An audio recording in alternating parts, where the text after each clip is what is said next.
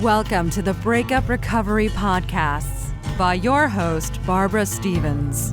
Discover the wisdom and remarkable insights of Barbara Stevens, breakup recovery mentor, author, and public speaker. Barbara offers programs and solutions for any breakup so you can turn your life around, create lasting changes for the better, and embrace life again.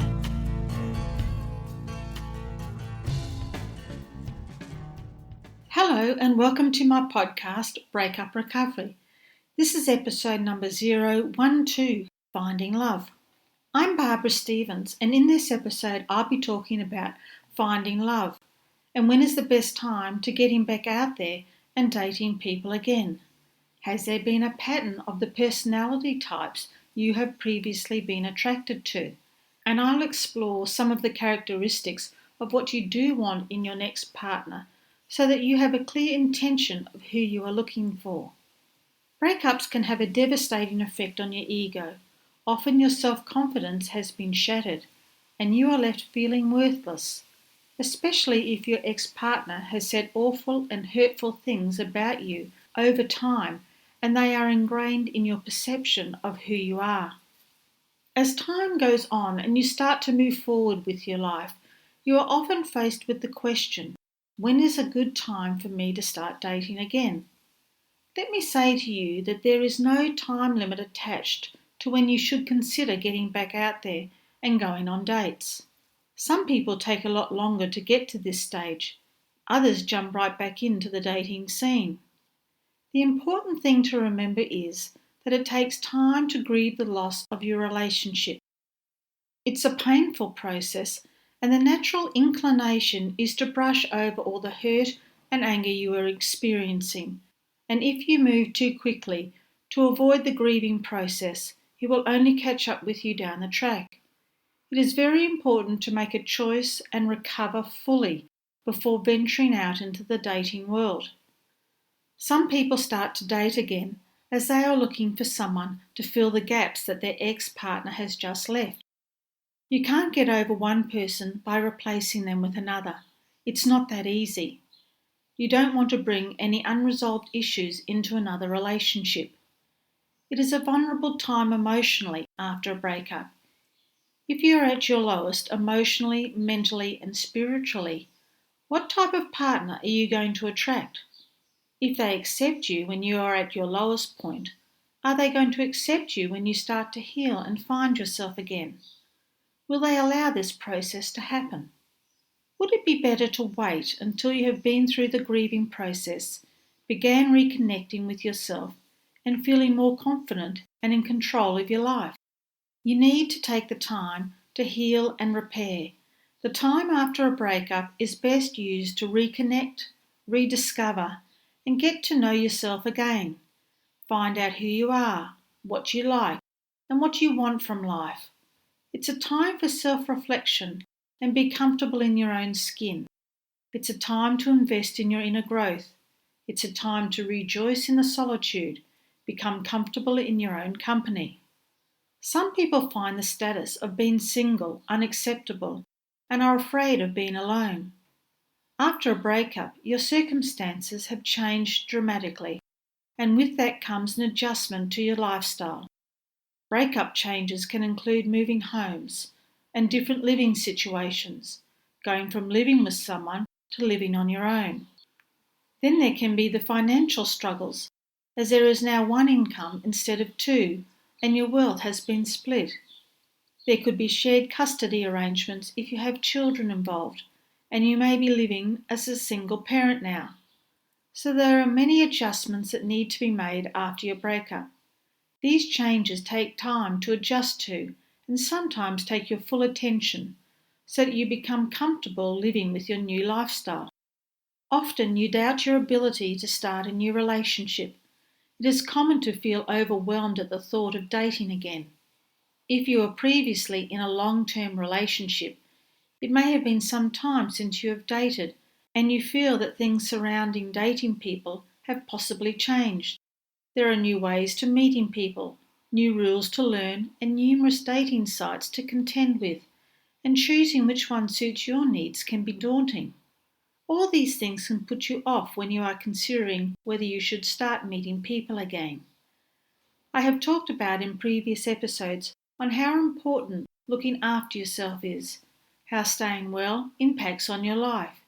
If you are feeling good about yourself, then all your perceived obstacles no longer seem insurmountable. It's all about when you feel you are ready. Don't be pushed into it by other people's opinions or what you think other people think should be the right amount of time before you start a relationship again. At some point, you will be ready to get back out into the world of dating, but you should begin dating when you feel the time is right for you.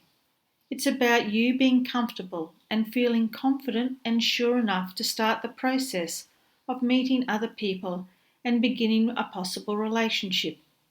Go by your feelings and not a date on the calendar.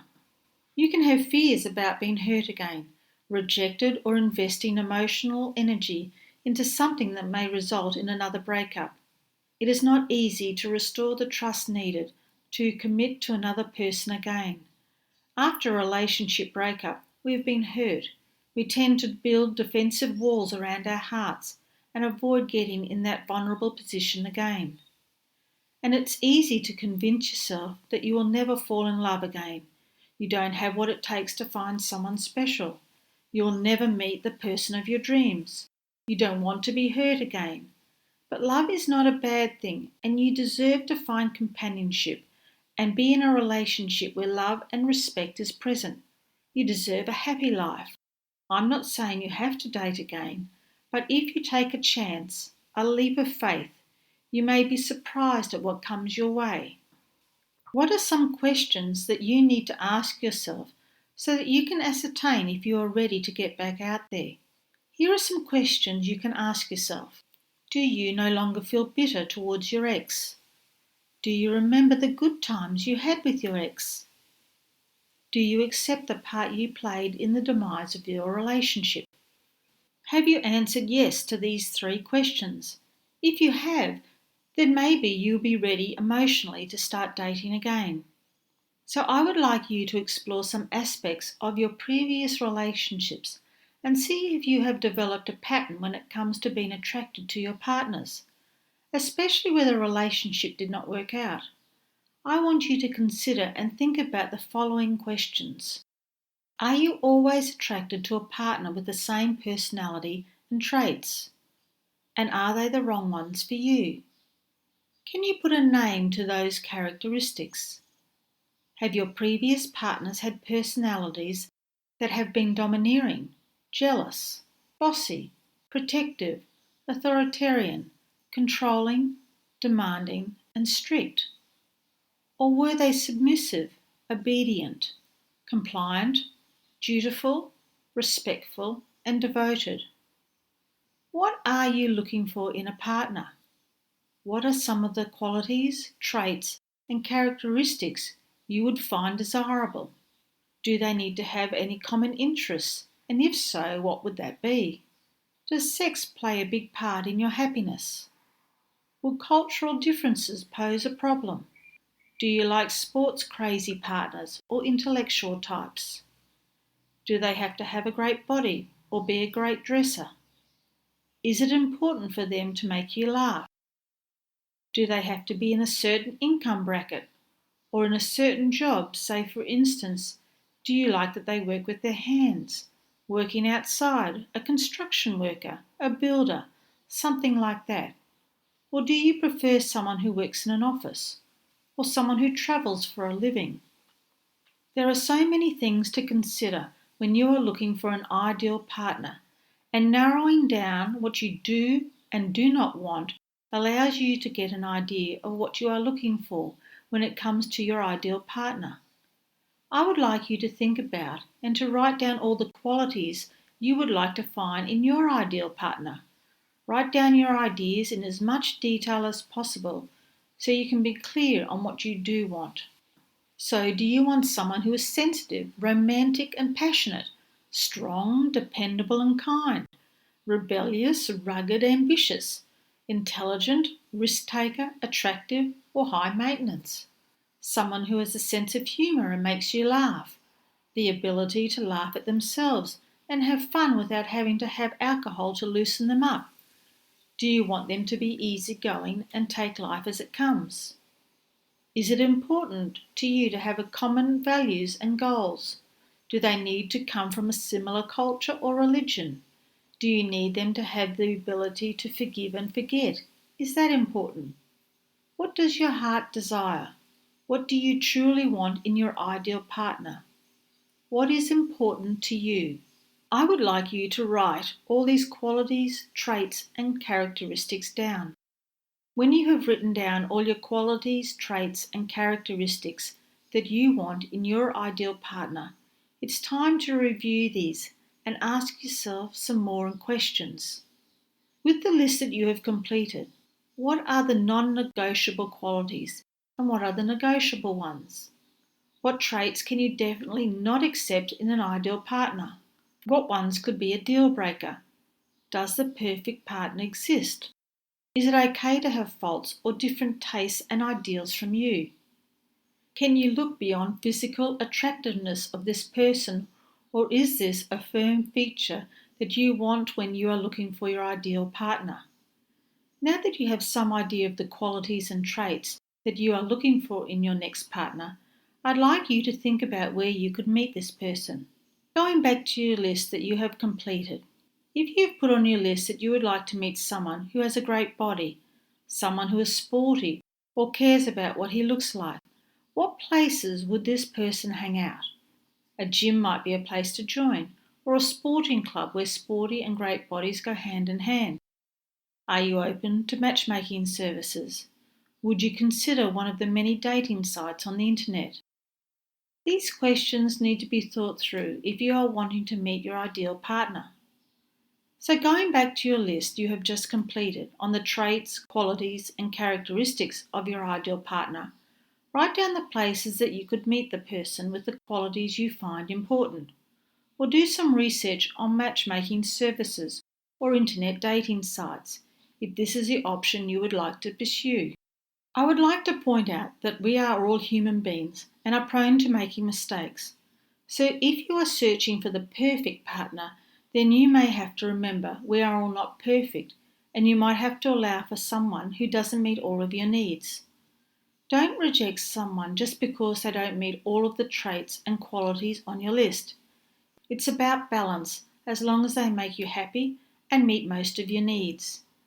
You may have to compromise about some things. Stand your ground for the things that really matter to you. They may be things like getting on with your children and close friends, and other things that are important to you. So I guess what I'm saying is, don't discount someone just because they do not meet all of the things you've written down on your list. Be patient and be prepared to wait for your ideal partner. Don't settle for the first man who comes along. Don't be desperate to find Mr. Right. Don't compare your ex with every guy you go out with. This can be an automatic thought, the way they dress, where they take you, what they like to do. Avoid comparing.